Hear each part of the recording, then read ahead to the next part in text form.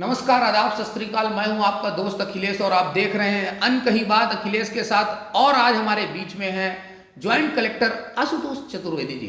Sir, बहुत बहुत स्वागत है आपका। नमस्कार अखिलेश साहब, नमस्कार। सर, एक संयुक्त कलेक्टर और उसके बाद इतनी अच्छी अच्छी रचनाएं लिखना और उसे कंपोज करना और उसे गाने का रूप देना, कहाँ से ये प्रेरणा मिली आपको? संयुक्त कलेक्टर भी इंसान होता है, कलेक्टर भी इंसान होता है, प्रधानमंत्री, मुख्यमंत्री, राष्ट्रपति सभी इंसान हैं। व्यक्ति के मन में कई बातें चल रही होती है एक ही समय पे, काम के अलावा।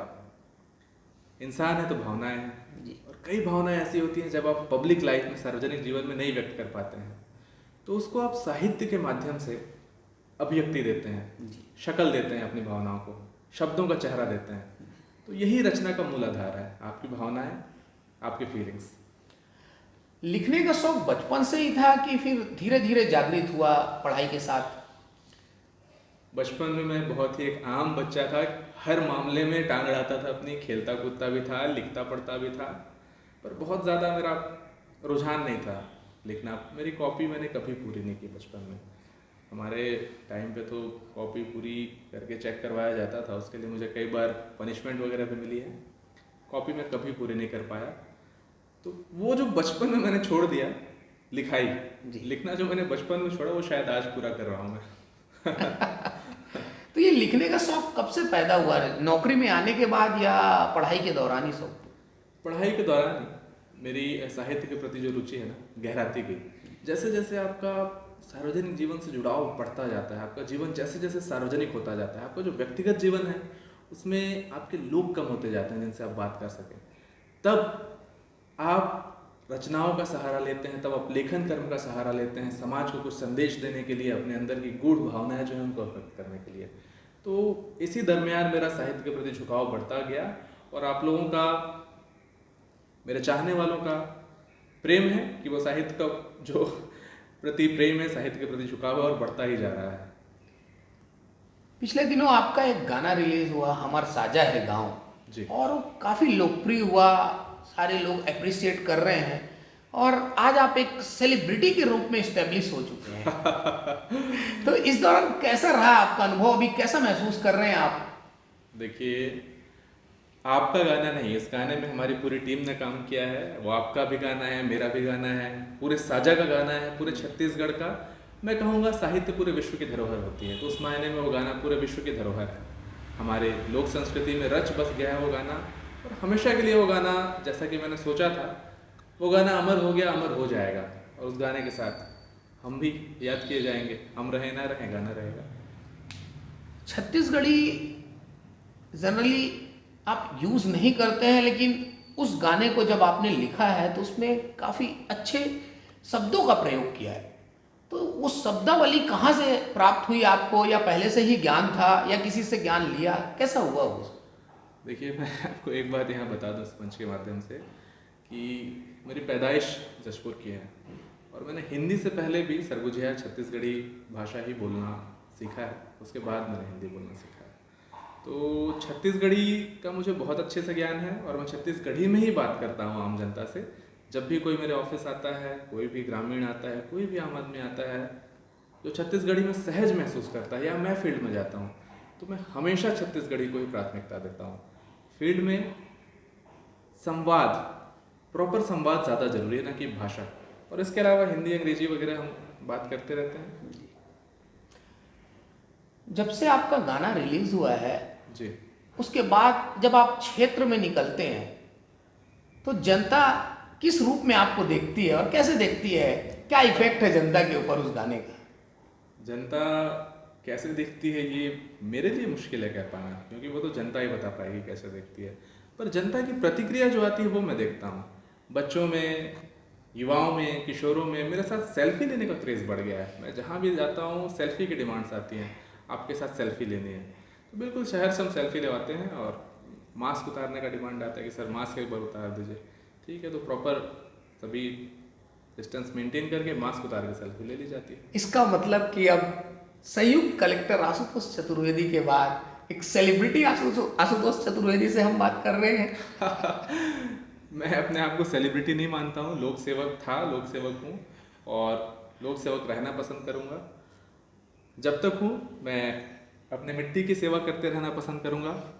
सेलिब्रिटी हो सकता है कोई कह दे, नाम दे दे, कोई साहित्यकार कहता है, कोई प्रशासनिक अधिकारी कहता है। मैं अपने आप को आज भी एक ऐसा आदमी मानता हूँ और हमेशा ऐसा आदमी मानूंगा जो ज़मीन से जुड़ के कुछ करना चाहता है, ज़मीन की सेवा करना चाहता है। एक पर्सनल क्वेश्चन है आपसे कि आपका ड्रीम क्या है? जैसे आपका पहले ड्रीम रहा होगा कि यूपीएससी की तैयारी करना या पीएससी की तैयारी करना और सेलेक्ट होना।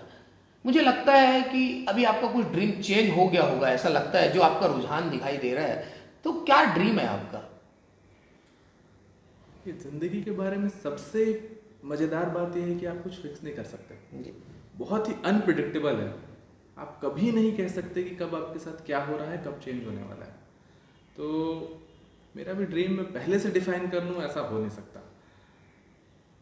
जो भी मुझे अवसर मिलते जाएंगे, जो मौके मिलेंगे, मैं उन मौक़ों में अपना बेहतरीन देने की कोशिश करूँगा और इस जीवन को एक अच्छे इंसान की तरह, जो लोगों के काम आया, पॉजिटिवली जिसने लोगों को प्रभावित किया, इस तरीके से जीना चाहूँगा और इसी तरीके से याद रखा जाना चाहूँगा मैं इस जीवन में और इस जीवन के बाद भी।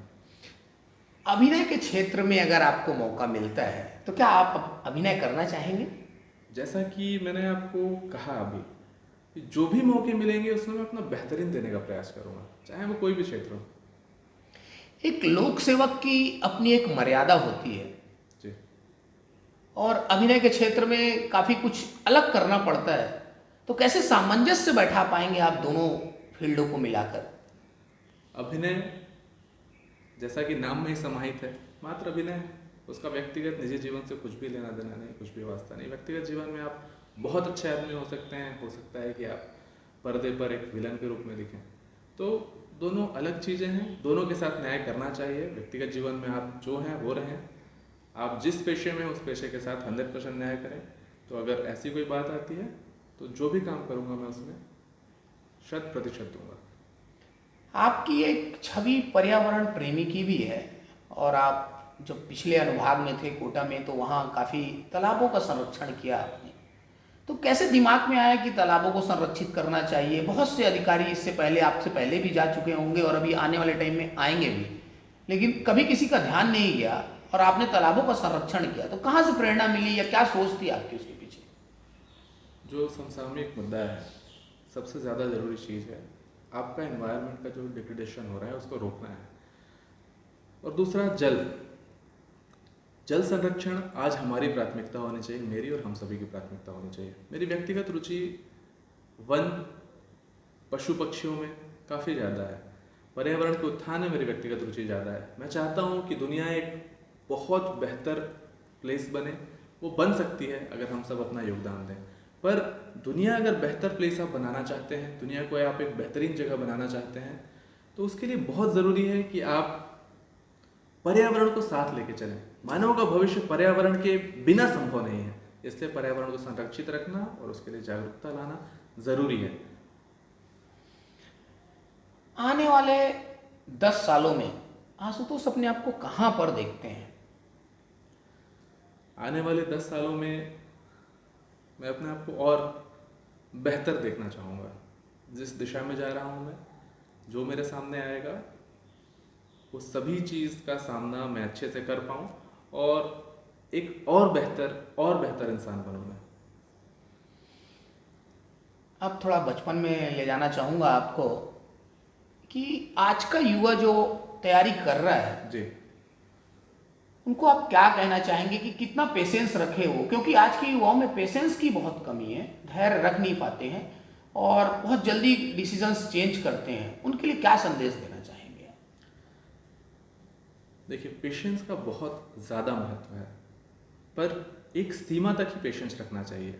आपको धैर्य तभी तक रखना है जब आपको लग रहा है कि नहीं, इस क्षेत्र में आप सफल हो सकते हैं, संभावनाएं आपके लिए हैं।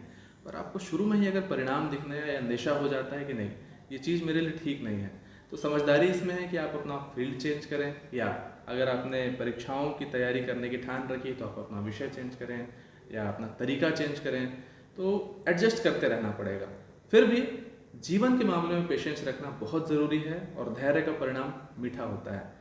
धैर्य तभी मीठा होता है जब आप किसी लक्ष्य को तय करके, एडजस्ट करके, परिस्थितियों से सामंजस्य बैठा के उस दिशा में लगातार मेहनत करेंगे।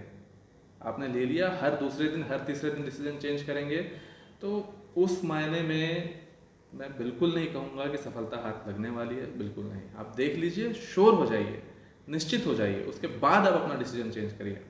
तो पेशेंस रखना चाहिए, ये बिल्कुल ठीक बात है, लेकिन ये भी सापेक्षिक बात है। इसको आप 100% एक सार्वत्रिक नियम नहीं बना सकते, ये सापेक्षिक है। रिटायरमेंट के बाद क्या आशुतोष चतुर्वेदी राजनीति में भी आ सकते हैं? देखिए, ऐसा कुछ भी मैंने नहीं सोचा है, और राजनीति मेरे व्यक्तिगत जीवन या मैं कहूँ मेरे टेस्ट से बाहर की चीज़ है।